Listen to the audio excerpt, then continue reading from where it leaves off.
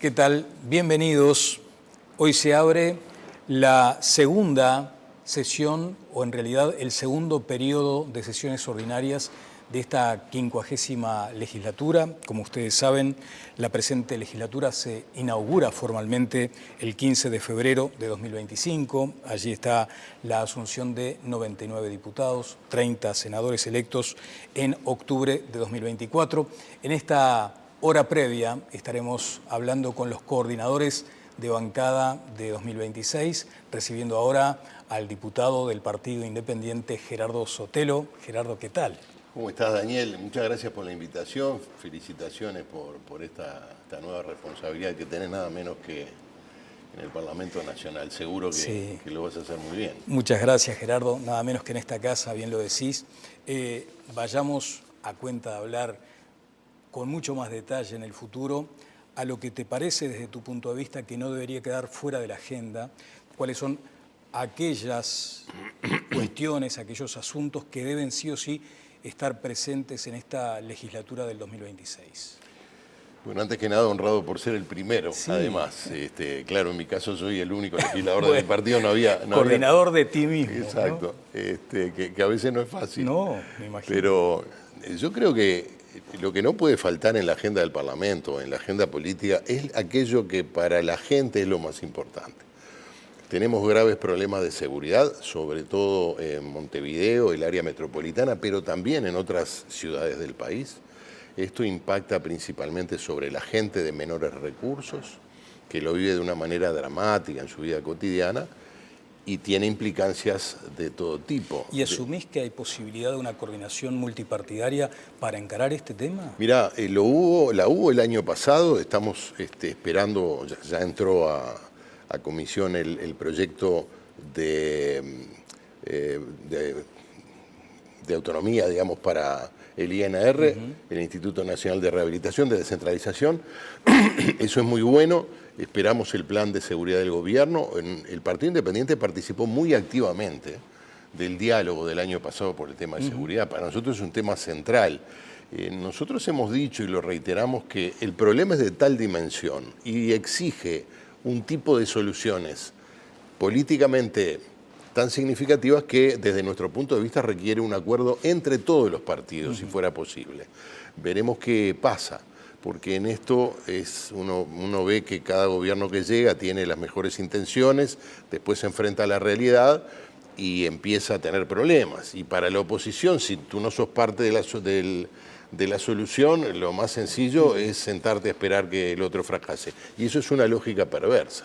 Entonces, ¿desde el Partido Independiente hay alguna iniciativa en particular vinculada a la seguridad pública que vaya a ser presentada como proyecto? Bueno, la descentralización del INR es un tema crucial. Lo que pasa es que no alcanza. Tú tenés que tener un instituto de rehabilitación que, además de ser independiente del Ministerio del Interior y de las decisiones políticas del Poder Ejecutivo, que tenga una mirada de política nacional que logre abatir la reincidencia, que es altísima en el Uruguay. Eso quiere decir que la sociedad uruguaya invierte en la rehabilitación de las personas que delinquen, pero fracasa.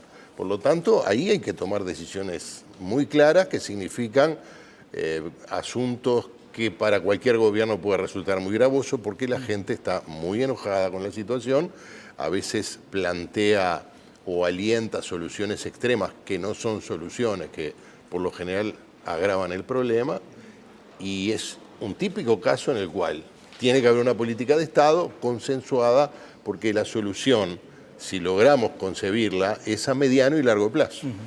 Gerardo, la presidencia del diputado Goñi pondrá acento en asuntos de innovación, de tecnología, y allí se habla, por ejemplo, de la necesidad de una alfabetización digital. ¿Cómo te imaginas el encare desde el Parlamento de estos asuntos, que además están mucho más cercanos a la gente de lo que la gente muchas veces cree? He hablado con el diputado Goñi de estos temas, él sabe que cuenta con todo nuestro apoyo y sensibilidad sobre la centralidad que tienen estos asuntos, que como tú decís, la tecnología hasta hace no tantos años era un problema de ingenieros y en todo caso de quienes toman las decisiones en la esfera pública y privada. Ahora está impactando sobre los sistemas productivos, es decir, sobre el mercado de empleo, está impactando sobre el sistema educativo y está impactando sobre la vida cotidiana de la gente. En las cuestiones más elementales está presente la tecnología digital, principalmente a través de los aparatos telefónicos, y como te decía, impactando sobre el comportamiento de las personas, sobre los vínculos familiares, sobre la manera como procesamos toda nuestra vida. No es que el Poder Ejecutivo tenga que meterse en lo que hace cada uno con su teléfono. Lo que tiene sí es que promover las mejores prácticas, la alfabetización digital sin duda, pero la alfabetización digital no es solamente cómo puedo sacarle mejor provecho a la tecnología de la información.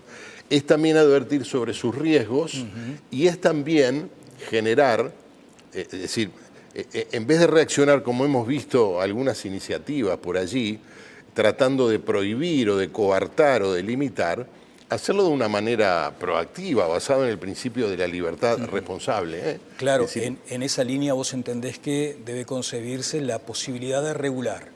Bueno, depende. La regulación tiene que ser limitada porque afecta el principio rector de la vida en democracia, que es la libertad, pero sobre todo lo que tiene que propender el poder legislativo y en general la sociedad es a poner en manos de las personas las herramientas para, como te decía, sacarle el mejor provecho posible y evitar los problemas que genera una exposición inadvertida o inadecuada sobre todo a las plataformas digitales, a la tecnología digital en general y muy especialmente en los niños y los adolescentes. Pero yo soy partidario siempre de la educación, la sensibilización, la alerta temprana sobre los efectos o las manifestaciones negativas de las tecnologías y en especial de las redes antes que de la prohibición.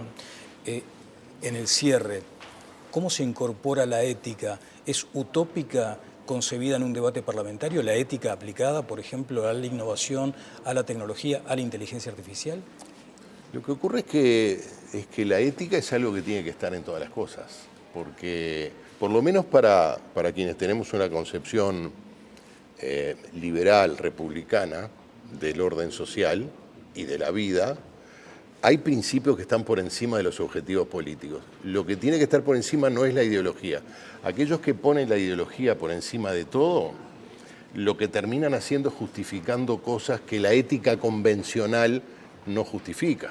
Entonces, tiene que estar presente en todo, en la manera como debatís, en la honestidad intelectual en los debates, en el respeto al otro, cualquiera sea la dimensión de su poder, pero muy especialmente con los que tienen menos poder relativo. O sea, tiene que impregnar toda la vida del individuo y de los partidos y por supuesto también del Parlamento, ¿no? ¿Se ha ido de cauce la corrección parlamentaria a veces? ¿La corrección? La corrección en el debate, ya que lo mencionaste. Bueno, cuando uno mira las cosas que pasan en otras partes del mundo, algunos no muy lejanos, pero en general estamos viendo que se está perdiendo la compostura. A veces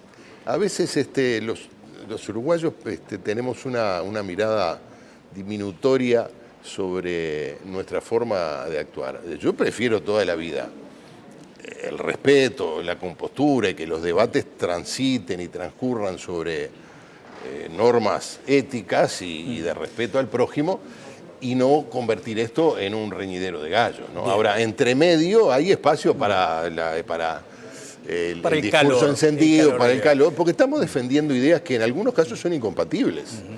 Y tenemos que cuidar este lugar del mundo tan peculiar. Yo hablaba hace poco en otra entrevista sobre cómo los problemas que estamos viendo en el mundo son la consecuencia de que el centro político se ha desfondado. Se ha desfondado porque ha fracasado en darle respuestas a la gente. Y en el Uruguay tenemos alternancias de partidos que en términos generales, hay excepciones, bueno, en su visión del mundo y en sus políticas incluyen al otro como un igual. Vamos a seguir hablando de estos temas. Representante Gerardo Sotelo, muchas gracias. Muchas gracias, Daniel. Ha sido un gusto y una alegría verte por acá. Bien, una brevísima secuencia en imágenes y seguiremos avanzando en esta secuencia de entrevistas a los coordinadores de bancada 2026.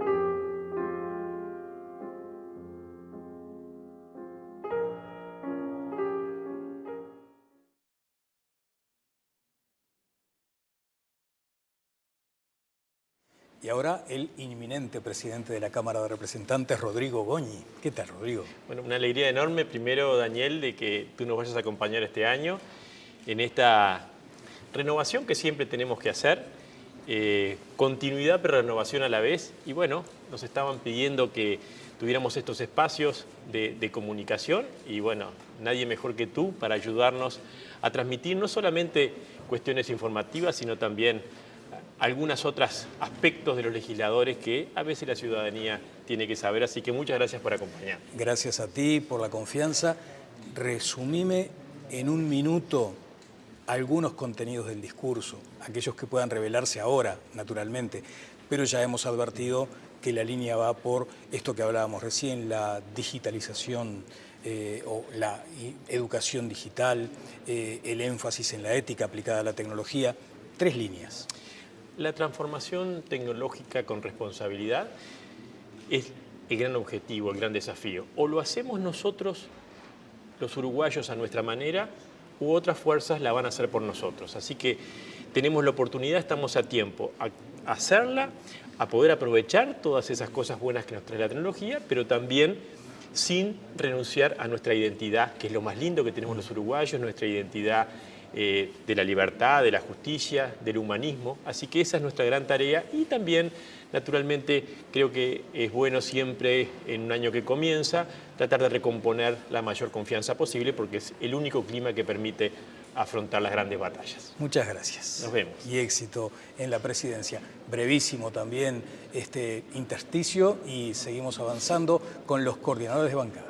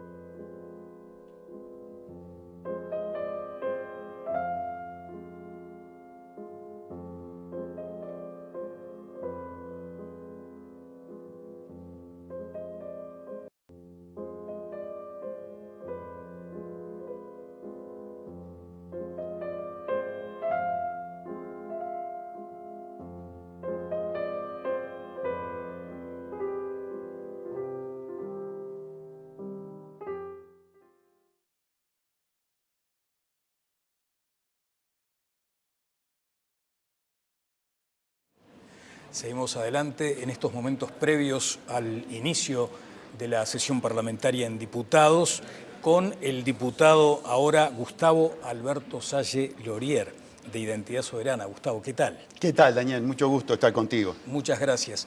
¿Cuáles son aquellos asuntos, Gustavo? Es la pregunta que estamos haciendo a los coordinadores de bancada, aquellos asuntos que no deben quedar por fuera de la agenda parlamentaria en 2026. Bueno, yo diría que ¿cuáles son aquellos asuntos que los parlamentarios y el gobierno pueden tocar, incidir, manejarse con cierta autonomía, con cierta soberanía? Porque, a ver, Daniel, tenemos un problema muy grave. Tenemos el Plan Estratégico de Seguridad Nacional de Donald Trump, de un individuo que dijo que esto es su patio trasero, que saca y pone presidentes, que dijo abiertamente que viene por los recursos naturales. ¿Y entendés que el Parlamento ahí tiene margen de acción? No, al revés. Estamos totalmente condicionados. Si te digo que somos patio trasero, te estoy diciendo que prácticamente todo esto es una farsa. ¿Y entonces qué? Y entonces lo primero, decirle al pueblo uruguayo, por lo menos que haya un diputado, en este caso somos dos, vos mirá que todo esto es una farsa. Mirá que desde hace mucho tiempo, pero ahora en forma explícita, el imperialismo dice, mandamos aquí. Pero además, estando aquí adentro del Parlamento, tengo otro elemento. Tengo un ministro de Economía, Gabriel Odone, con total sinceridad, que en el momento de aprobar el Plan Estratégico Quinquenal, nos dijo que estábamos sometidos a la OCDE. Consecuentemente, cuando hicimos el presupuesto, cuando votamos el presupuesto, que yo no lo voté, lo que venía era una imposición, y una imposición de cómo se maneja el dinero público, de qué es lo que hacer con ese dinero. Y arriba votás un tratado que también te condiciona qué es lo que tenés que hacer desde el punto de vista de tu modelo económico, de tu inserción internacional. Entonces, yo creo que la prioridad que tiene el Parlamento uruguayo es luchar por rescatar un poquito de soberanía. ¿Y cómo lo vas a hacer desde Identidad Soberana? Lo estoy haciendo en esta entrevista, porque si no estuviera Identidad Soberana, no estaba este discurso. Estaban todos diciendo, bueno, vamos a ver con este tratado si podemos competir, si podemos mejorar. Estarían diciéndote el discurso políticamente correcto. Y no habría en el Parlamento la voz que hay con Identidad Soberana, la que se opuso al tratado, y no habría en el Parlamento la voz que dice, luchemos contra el terrorismo, pero incluyan en la lucha contra el terrorismo al terrorismo sionista del Estado genocida de Israel también. Eso va a estar planteado en tus intervenciones en el Parlamento. Cuando se te pregunte por el peso de tu voto, por ejemplo. Ya está demostrado. A ver, hay una teatralización.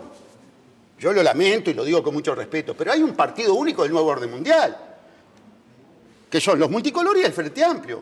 Si vos tenés que el presupuesto de Luis Lacalle Pou es el 99% idéntico al presupuesto de Orsi, tenés un mismo gobierno. Si vos tenés a Luis Lacalle Pou defendiendo a la Agenda 2030 y a Orsi defendiendo la Agenda 2030 con todo lo que ello significa, desde el punto de vista de política interna y de geopolítica, tenés el mismo gobierno. Si vos tenés un tratado, que a mi juicio es un tratado opresivo, inconveniente y antipatria, y lo tenés votado por 97 contra 2, vale decir que en los temas importantes tenés un único partido. Gustavo, se va a poner mucho acento en la innovación tecnológica, en la alfabetización digital, y allí, ¿cuál es el papel, el rol o de pronto el discurso que va a emplear Identidad Soberana? Pero la élite, la cleptocorporatocracia, ya lo dijo abiertamente Klaus Schwab, quieren eliminar la ontología humana que implica el espíritu y digitalizar, porque vamos a estar en el tecnofeudalismo, vamos a estar totalmente sujetos a los algoritmos predictivos que surgen precisamente del imperialismo de los datos. Y el Frente Amplio le entregó los datos al criminal pedófilo de Tony Blair. Así que el panorama que tenemos por delante es de mayor sometimiento y de sometimiento a los pedófilos occidentales, a la red de Jeffrey Epstein, que diseñó la arquitectura financiera del COVID-19. ¿Hay alguna iniciativa parlamentaria que presentes buscando Sí. una base de consenso? Sí. A ver. Terminar con los contratos secretos, que en su gran mayoría tienen apariencia de coimero.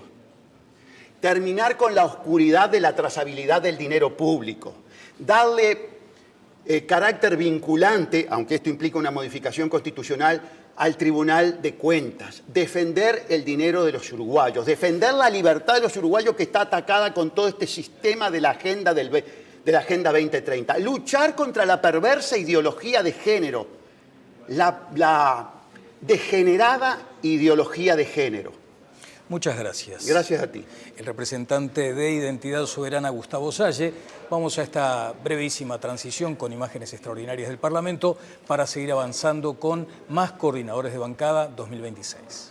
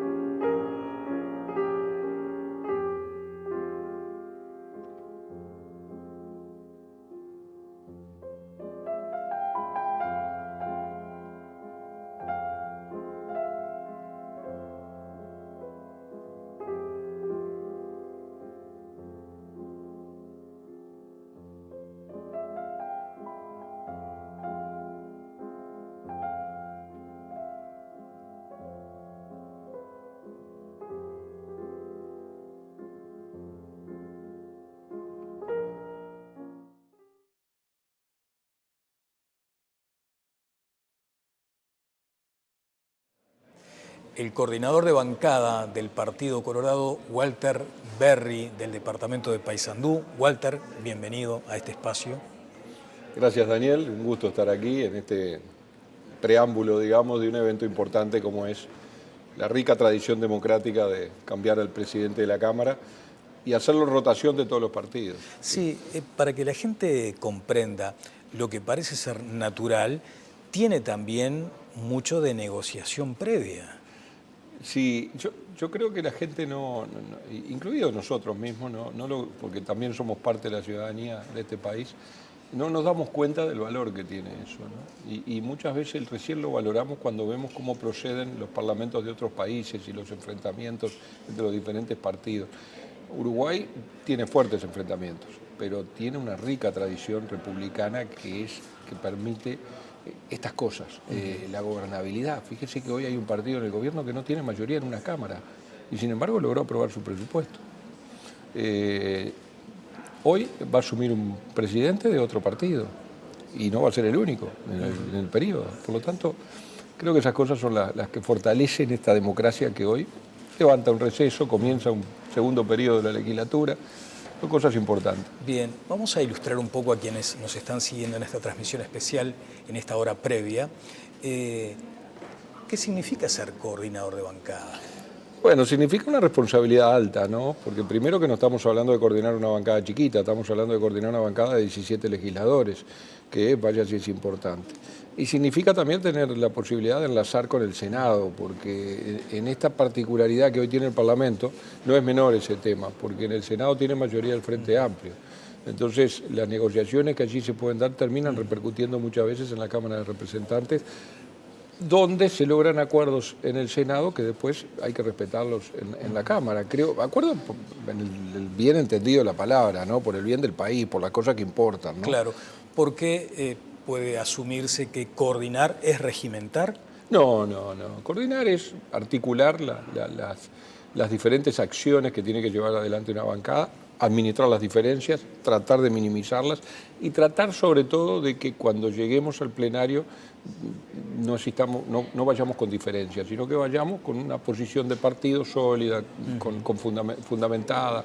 Es decir, es un poco eso. No siempre se puede lograr, porque obviamente los diferentes sectores en todos los partidos tienen sus matices. Pero mi objetivo será ese, tratar de lograr que el partido vote lo más sólidamente posible en cada uno de los temas. En leyes es importante que todos los periodos la tienen, ¿no? Claro, a eso quería apuntar, porque le hemos estado preguntando a otros coordinadores cuáles son aquellos temas que no pueden estar por fuera de la agenda parlamentaria, en diputados en este caso, durante 2026. Y bueno, yo creo que hay muchos temas importantes, el país tiene muchos. Creo que tenemos que resolver, por ejemplo, la integración de los organismos de Contralor, el Tribunal de Cuentas, la Corte Electoral. Creo que no podemos seguir sin integrarlos. Una integración de hace muchísimos años. ¿Una integración nominal o también cambiarle el carácter a esa toma de decisiones? No, yo creo que no, cambiarle el carácter no, yo creo que es cambiar, el carácter se lo va a dar la impronta de quienes pongan en el lugar, de quienes pongamos los partidos que nos representen. No, yo creo que no, que eso va a depender mucho, pero creo que el Uruguay tiene una rica tradición republicana que hace que las cosas continúen y puedan mejorar, puedan tener sus matices de acuerdo a quien las ejecute, pero que en definitiva terminan siendo parte de esa rica tradición. Ese es un tema. Ese es un gran tema, te diría yo, que tenemos un debe enorme. Y después tenemos algunos desafíos en materia económica. Creo que el Uruguay tiene que afrontar algunos cambios y algunos ajustes severos. Me parece que la economía del país no va bien y repercute en la gente. Y cuando digo repercute en la gente, no repercute en los frente amplistas, repercute en todos los ciudadanos, los que lo votaron y los que no lo votaron. ¿Y allí cuál es el margen del Parlamento? Y bueno, tenemos una rendición de cuentas que tratar, que seguramente puedan necesitar ajustes ese presupuesto quinquenal y las cuentas del Estado. Me parece que se hace imprescindible bajar el gasto. Tenemos un problema de competitividad. Si no damos cuenta de que las empresas cierran, o se achican, o se reestructuran, y que por el camino quedan miles de puestos de trabajo. Yo vengo de un departamento donde está hackeado, realmente hackeado. Y entonces yo creo que la discusión del Parlamento no puede ser si las empresas tienen que dar un aviso previo o no dar un aviso previo. Está bien. Yo no estoy de acuerdo, porque me parece que no cabe eso. Pero si aprobáramos esa norma, ¿qué va a cambiar? Tenemos que trabajar y poner el esfuerzo y perder el tiempo, si se quiere, ganar tiempo en resolver los problemas estructurales que tenemos para poder captar inversiones, para hacer que sea competitivo nuestro país, no solamente en la región, ya, porque muchas de estas empresas se van a otras zonas que no son de la región. Entonces, ahí tenemos un gran problema.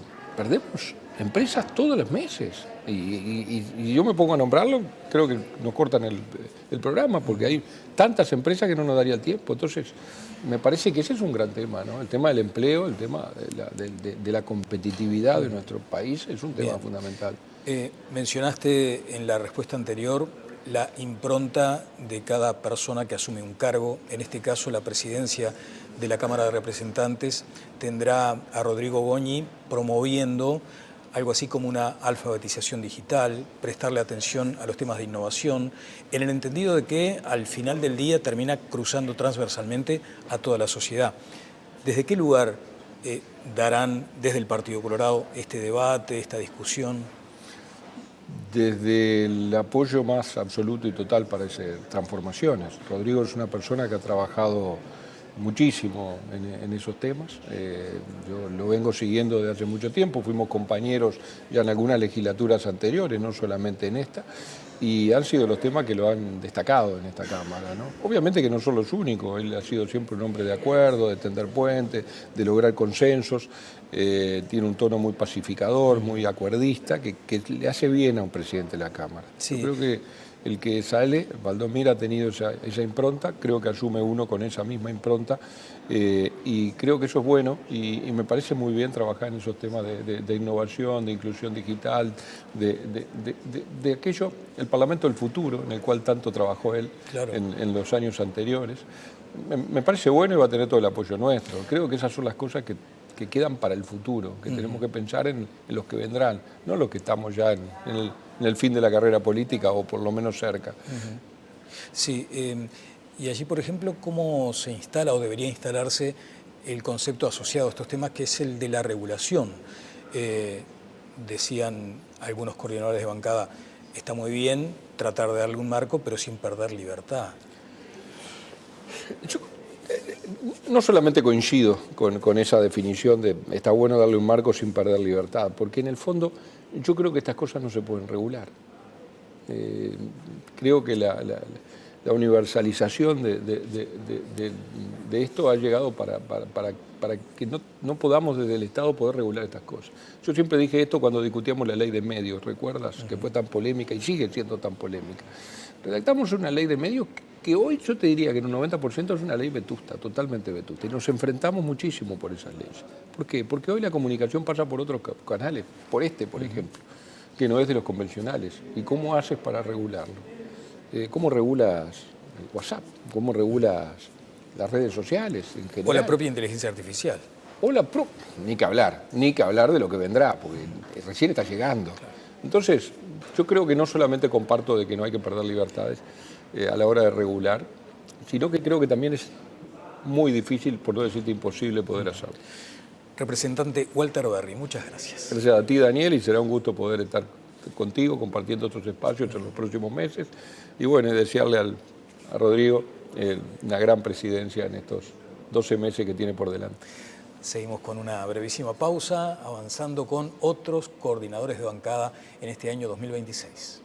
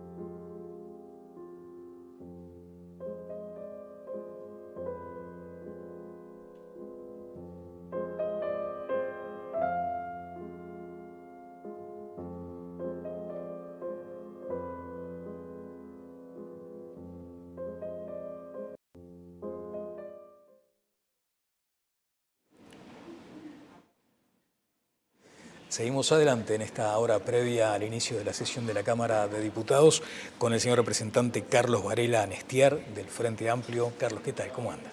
Un gusto estar aquí, un día muy particular. Sí. Ya algunos hemos vivido varias veces esto, pero siempre tiene una carga emocional y de expectativas muy importantes. Es el inicio de un periodo nuevo con un nuevo presidente. Sí, un nuevo periodo de sesiones.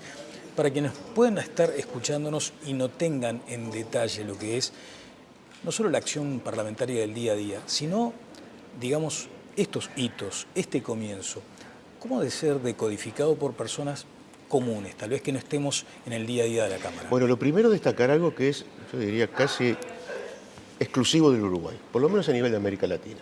En los parlamentos, los partidos que tienen mayoría suelen los que imponer los presidentes durante todo el periodo. Claro. Acá hay un acuerdo, de hecho, no hay nada en el reglamento que lo indique, ni en la Constitución que lo indique, de que se roten los partidos de oposición y de oficialismo.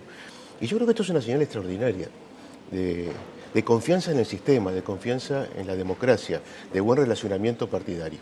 Pero además tiene otro elemento. Cada partido define por sí quién es su candidato o candidata a la presidencia y nadie lo objeta.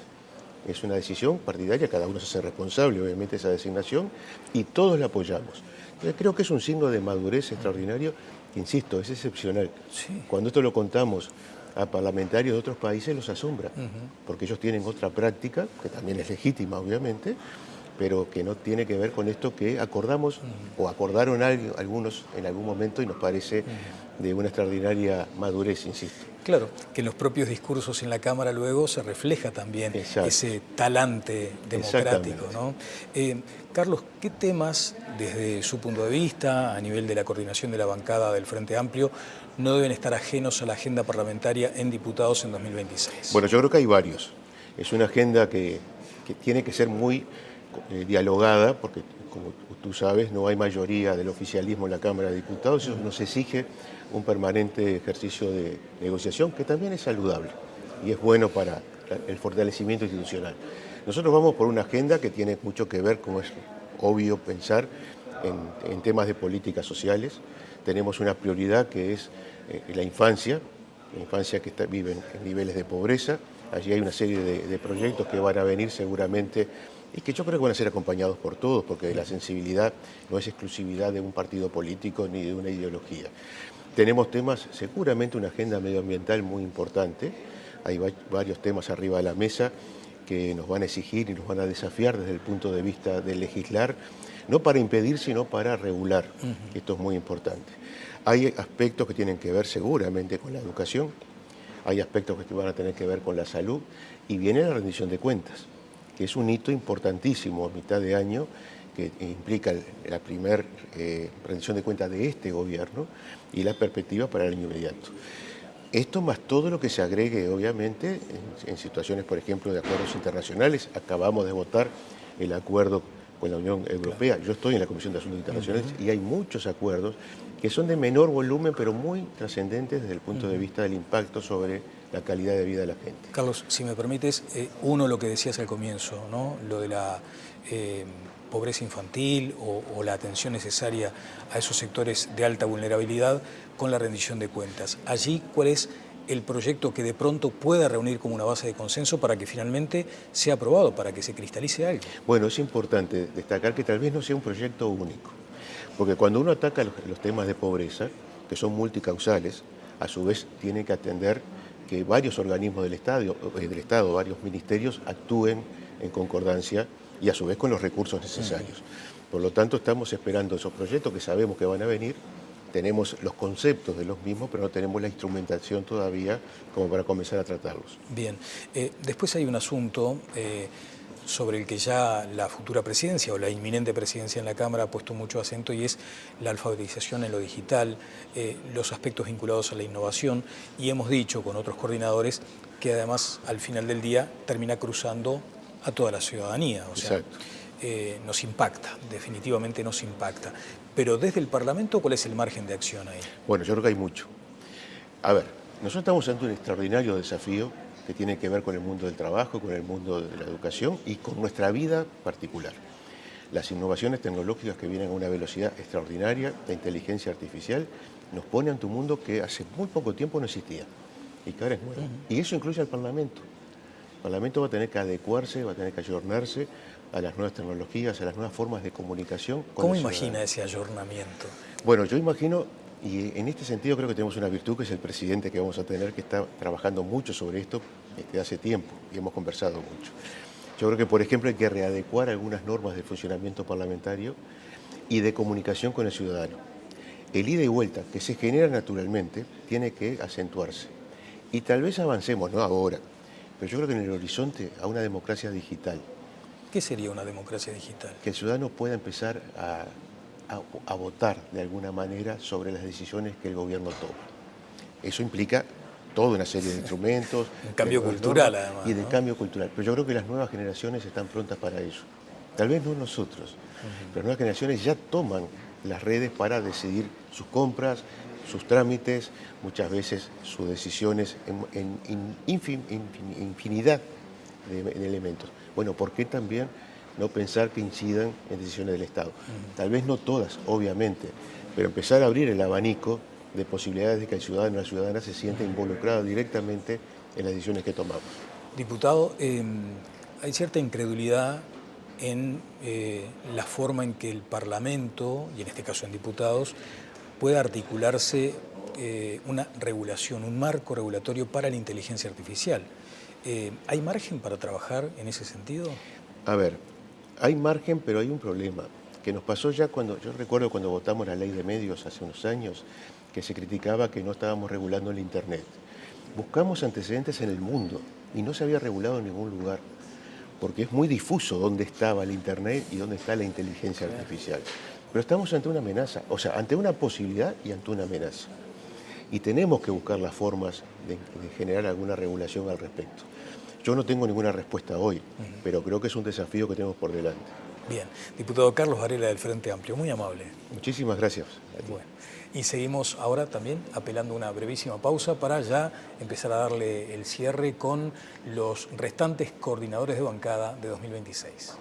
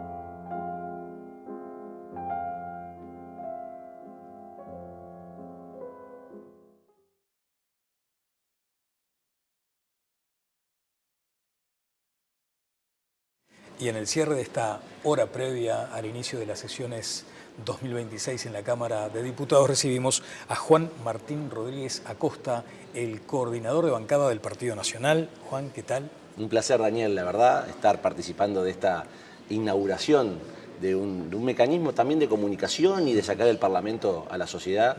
Es un honor, es una alegría y es una muestra de este año que nos espera bajo la presidencia de Rodríguez. ¿Comunica mal el Parlamento?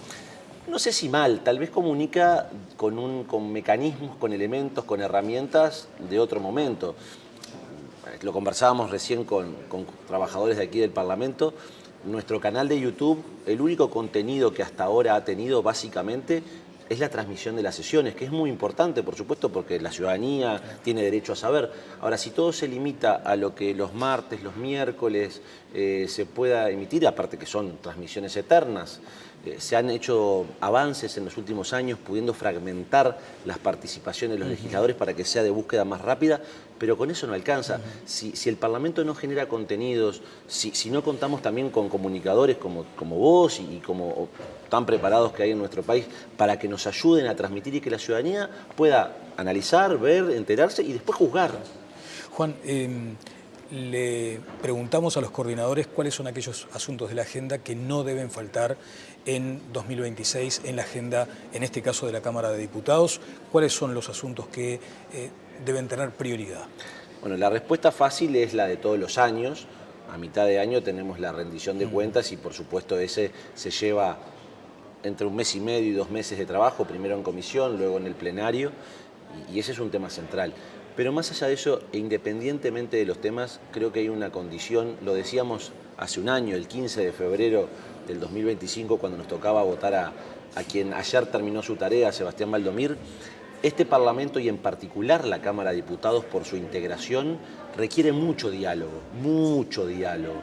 Hay que ir, y si no se llega a acuerdo, volver a ir, porque si no podemos terminar en la lógica del bloqueo de las cámaras. Claro. Y que afortunadamente durante este año que pasó, tal vez hayamos demorado más en llegar a los acuerdos y a los consensos, pero logramos evitar ese bloqueo y eso es una muy buena señal para la ciudadanía de parte del sistema político. Y con esas características que acabas de describir, ¿cuál debería ser el perfil de la rendición de cuentas 2026? Bueno, eso es iniciativa del Poder Ejecutivo. El ministro Odone hace no tanto tiempo indicó que seguramente sea no una rendición de artículo único, porque eso digamos que es muy difícil pensar que logremos eso, pero que iba a ser una rendición flaca.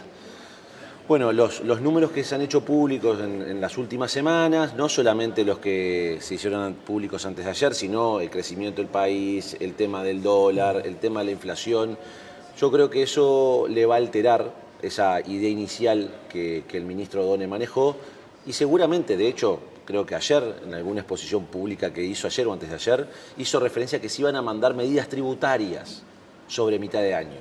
Veremos si esas son aparte de la rendición o dentro de la rendición y qué tipo de medidas tributarias.